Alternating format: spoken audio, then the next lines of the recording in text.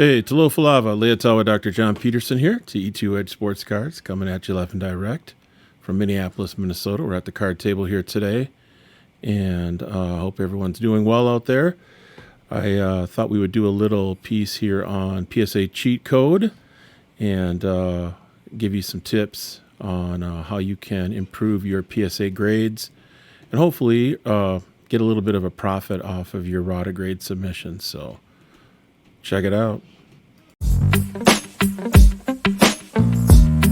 TE2 Edge Sports Cards. Get at it.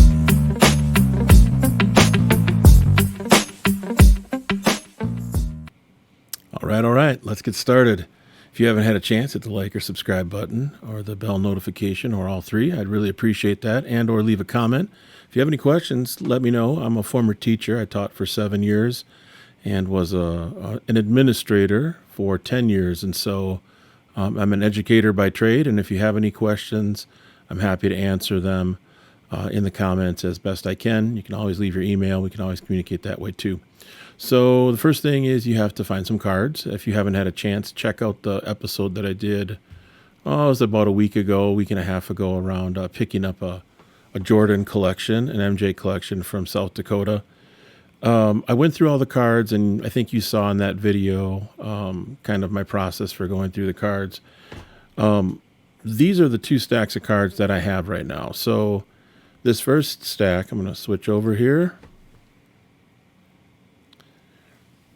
This first stack of cards that I've got for you folks are all the rejects.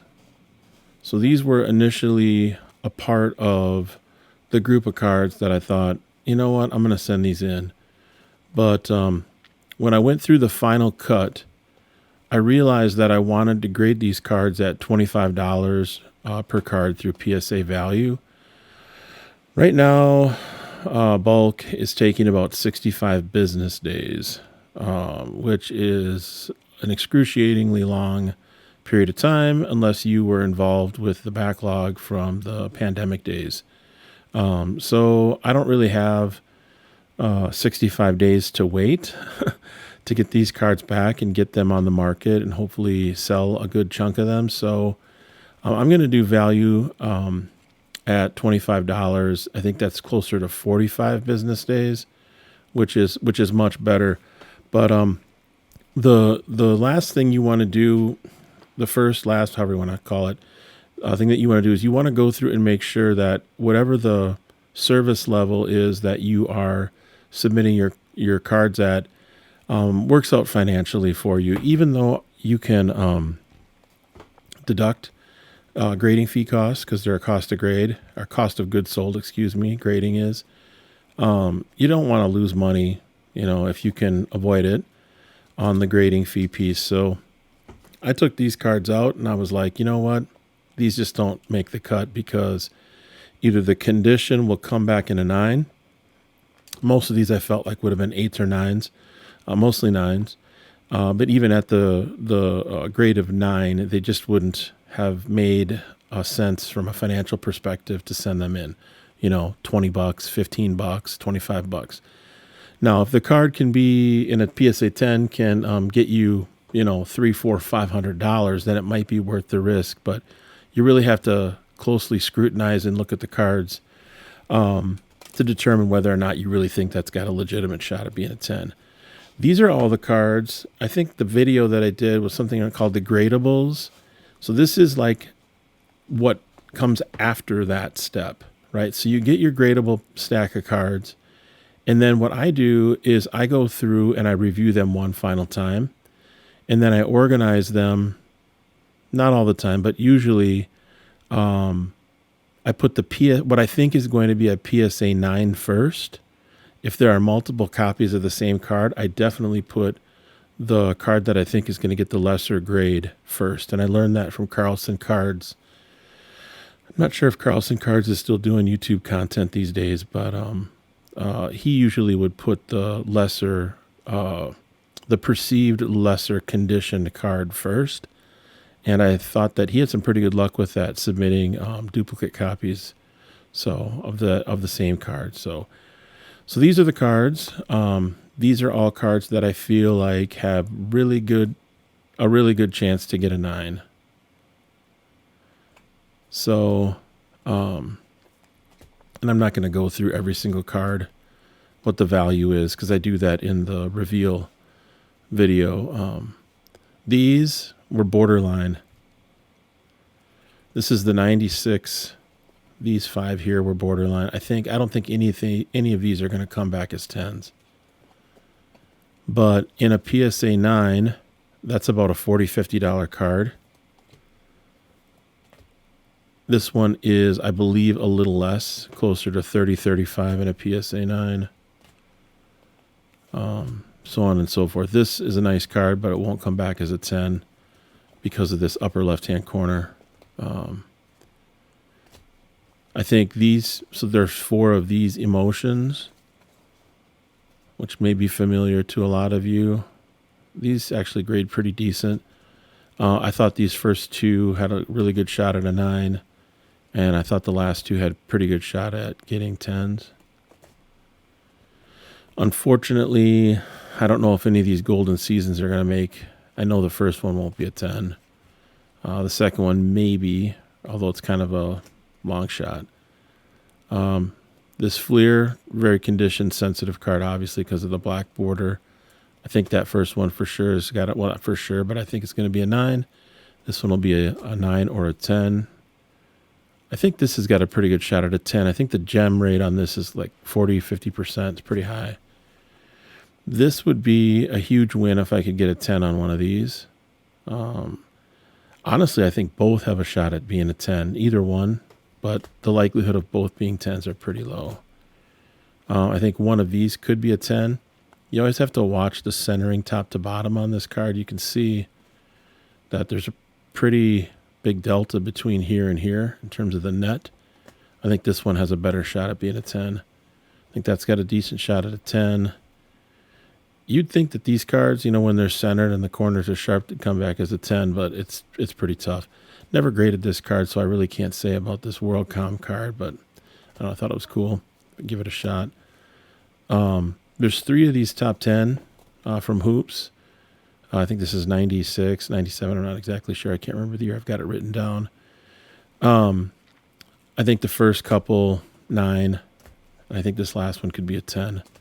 And then of these 2, I think this is definitely a 9 or an 8. And this has an outside shot at being a 10. All right, so what you do is you go through and you use your jeweler's loop to look at every single one of these cards. If you have to take them out, you can, but hopefully you've already taken them out like 2 or 3 times already and looked at them. The original lot had 325 cards in it, and we're down to 31 cards.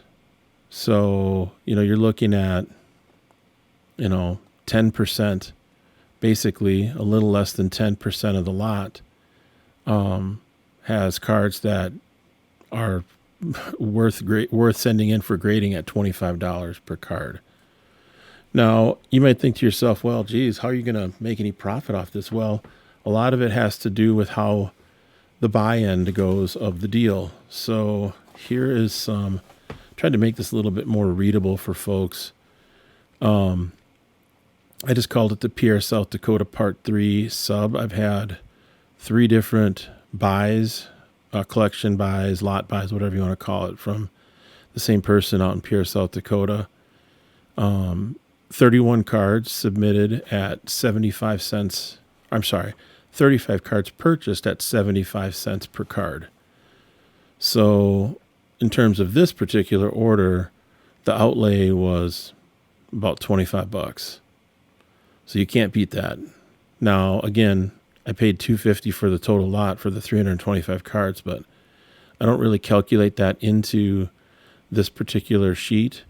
And, I put all those other cards into the 500 count box. And truth be told, there's some decent cards in there. There's some stuff that probably should have, if the grading fee weren't $25, I probably would have put them in the order, especially if they were at $16 per card on a special, because You know, if a card comes back as a PSA 8 or 9 and it's a $30 card, you sell it on eBay at 0.87, you're making $5-10. You stack up about 50 of those, and that turns into $500 of potential profit. So, but all things being said, the submission fee is going to be $25. So, and you can see that here. I got the $25 per card, $7.75. That's going to be the grading fee. Shipping cost me $60-70 to get the cards over here, priority from South Dakota, plus another $50 to send them to PSA and get them sent back insured. In terms of the total outlay, we're looking at $925 for a total outlay, which really isn't too bad for 31 cards at $25 per card in terms of the submission fee. I have the estimated value at $5,525. I have the estimated profit, or EP, at $38.80. Right, so this is how I do this. It's pretty simple math. I take the estimated value, $55.25. I multiply that times 0.87, which is pretty much the lowest I'll sell the cards for in terms of value. There aren't really any folks at card shows or on Instagram or Facebook where I sell for less than 0.87. So this is the basement percentage that I sell at. And I always try and play it conservative. So the estimated value times the eBay fee of 13% or 0.87 is $4,800. Then I take the $4,800 and I subtract that from the total outlay of $925, and that gets me a $3,880 estimated profit. Of course, if every single card were to sell. And truth be told, every card sells. The vast majority of these cards sell every time. Whether it's to repackers or whether it's an auction on eBay or whether it's a buy it now listing. I would say 98% of all of the inventory that I got from the last order that was primarily MJ and Kobe, it was 114 slabs, all that stuff is sold. So I wouldn't really worry too much about trying to sell the cards. Now, how do I do this part of it? I want to get real specific with folks so that you don't have any misunderstanding. And if you do, you can always ask me to. Here's the first card. So I do this. Before I do this, before I fill this sheet out, I go card by card. So here's the first card, a 1999 Upper Deck Higher Power Jordan. I have this as a pre-grade of 9. And then I put the backslash. So when the final grade comes in, I just fill that in and lets me know how I did in terms of predicting the grade of the card. In a 9, the card is worth approximately a value of $70. Again, I put another backslash there. And then if the card comes back as an 8, of course, that figure will be less. If it comes back as a 10, that number is going to be higher. Right, so I do that for every single card in the submission. And at the bottom of each page, I total up what I think the estimated value is going to be based on my predictions, right? My predictive analytics, if you want to call it that. Here's page 2 or page 3. You can see I got each of the cards, got the perceived grade, what the value is. I think this was right around $2,000 estimated value. And then the final page was $2,940 estimated value. And what you'll see is I load the back end of the order up with the higher perceived value cards. So I put the super feats, I put the hoops top 10s, I put all that stuff near the back because I want the grader to see that there's a progression from lesser conditioned cards to better conditioned cards to the best conditioned and value cards in the order. So I want to work them kind of up the ladder. And I don't know if that's necessarily a cheat code per se, but it has worked out pretty well for me over the last probably half dozen orders where you kind of, I don't know really how to explain this. It's kind of a, you kind of want to take them on a bit of a journey, the grader, especially if you're submitting, 25, 30 or more cards. You don't want them to get frustrated, right? And so the more you can be consistent in terms of how you submit your orders, and the more you can be consistent in terms of how you take them from step 1 to step 2 to step 3, I think the better the outcome you're going to get in terms of accuracy and consistency with your orders. Now, that doesn't mean you're going to get higher PSA 10 rates, gem rates. That's not the point. The point that I'm trying to make and share with folks is that you want to be consistent in terms of what you think the grade is going to be and what the grade ends up being. You want to be accurate or valid in terms of what you think the grade will be and what the grade ends up being. Because the more consistency and validity that you have, reliability and validity, consistency and accuracy that you have with how you pre-grade your cards, it gives you a better chance to profitize and make money off of what you sell once you get the grades back. Because you know what you have a relatively close idea of what you're going to get. Now, of course, there's going to be a delta between, there's going to be a delta with this. Will I get grades that land me at 38.80 for profit? Maybe not. I don't know. I mean, part of it depends on these last few cards. If I get a 10 on one of the top 10s, that's a $900 card. If I get a 10 on one of the two super feats, that's an $800 card. If you don't hit on one or both of those cards, the order changes pretty drastically, right? Because that could be up to a $1,700 difference. So the order could go from a $38.80 profit to a $2,000 profit, right? So you really have to think about, like, what is my legitimate shot at getting the grades that I have predetermined for the estimated grades. I can't stress enough how important it is to go over each card multiple times. Looking at it once is not enough. Looking at it twice is not enough. I mean, you have to evaluate each card multiple times, and you need to do that. I think, in my opinion, my humble opinion, you need to do that within the context of the entire order, right? So when you look at this entire order, you have to think about, like, how many of these do I think can be 9s? How many of these do I think can be 10s? What's the gem rate already pre-existing for each of these cards? How does the population count look, right? Because I'm sure the population count, the lower the pop count, the less the chance is that it's going to be a 10. Because that pop count is connected to the gem rate, especially for PSA 10s. So the higher the pop count in terms of a PSA 10 or a PSA 9, the better the chance that it's going to come back to you as a 9 or a 10. But the fun of it is trying to figure out, like, okay, which of these two, right? In a PSA 10, this is an $800 card. Which of these two do I feel has the best shot? In a PSA 9, this is about a $100 card. So I could leave that out if I wanted to.